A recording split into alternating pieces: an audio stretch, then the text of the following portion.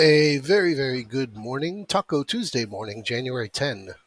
And today's email and recap here on the video moving forward is going to be a little bit different because we have Jerome Powell coming out at 9 o'clock in the morning, which gives us only 15 minutes after everything that he said has made its impact to make a reaction to see, okay, where are we? But yesterday, toot your own horn, worked out pretty perfectly. I shared this over the weekend how I was looking for us to get up Monday right up to around that 39.45. We broke it right to 39.50.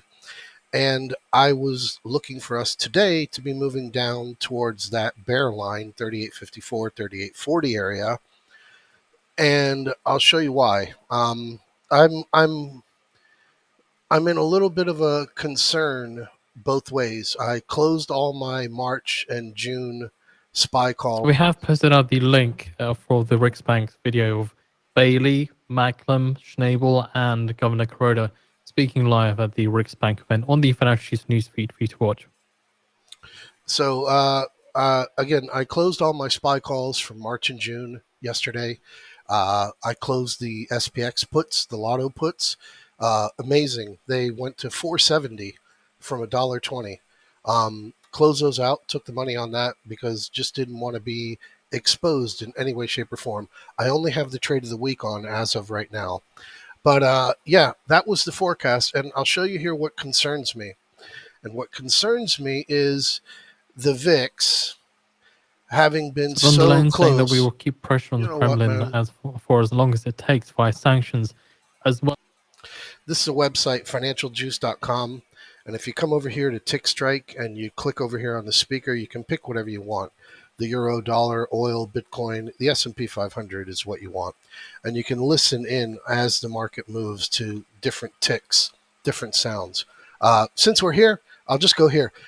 Closed red, gapped up 15 points. Second time that we've done that, where we have gapped up over 10 points and closed red. Doesn't happen. I had to go back because I was concerned that how we gap up 10 points or greater and what the close is. We had always closed green. Yesterday, didn't get the back-to-back green. Friday was obviously a stop-out sweep. And here we are. We're closing right there at that same level, right at our old resistance, right at 38.92. But the back-to-backs, they're just not happening on a regular occasion. Because we have Powell today, we have to be a little bit concerned about Powell and let Powell do his thing. And again, the VIX, it bothers me because we already saw 21 on Friday. So it does give me a little bit of a concern that we might get a little bit more of an aggressive move to the downside. I'll show you in a second when we go back there in a minute.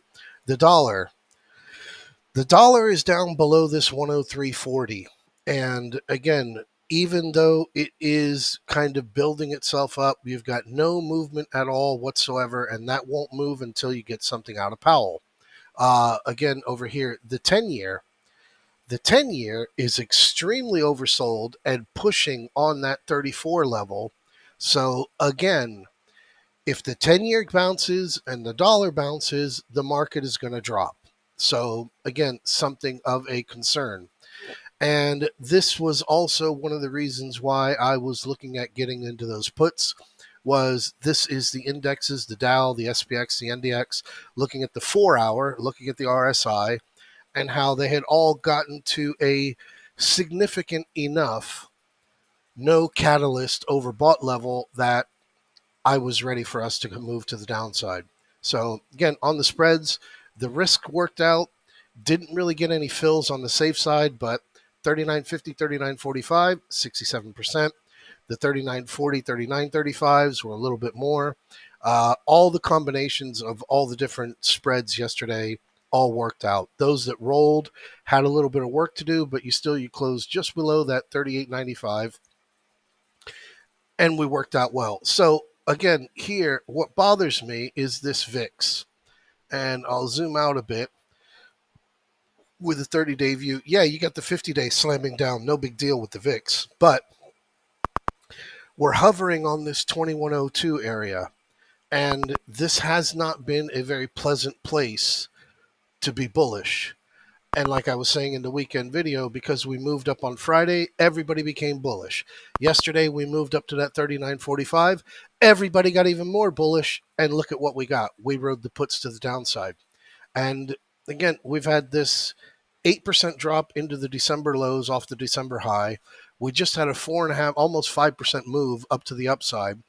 And then we came back down. We came back down right to that old resistance level, that 38.80, 38.90. So it's all on Powell. It's all on Powell.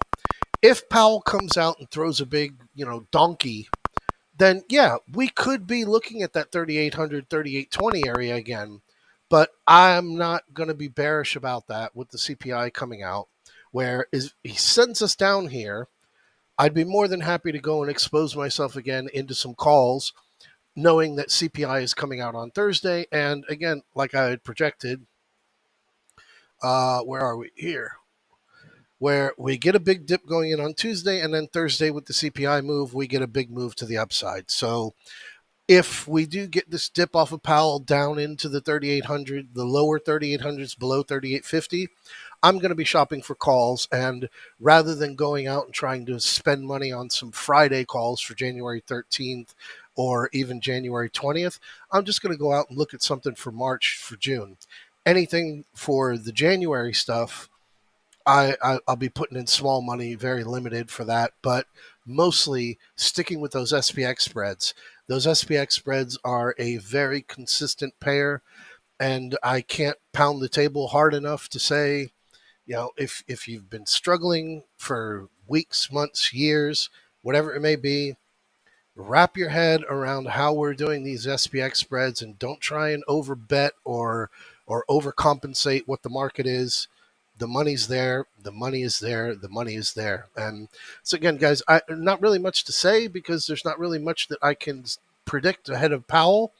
After Powell, I'll have everything out for you between 9:15 and 9:30 in the morning.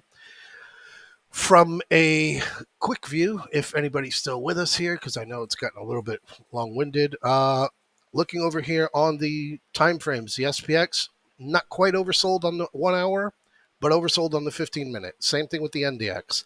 Not quite oversold on the 1 hour, but oversold on the 15-minute. So if Powell gives us a nice dip, yeah, definitely be looking for some upside calls. So anyway, guys, have a fantastic morning. I wish you the greatest in your first meal of the day, and I will see you in the chat room later on.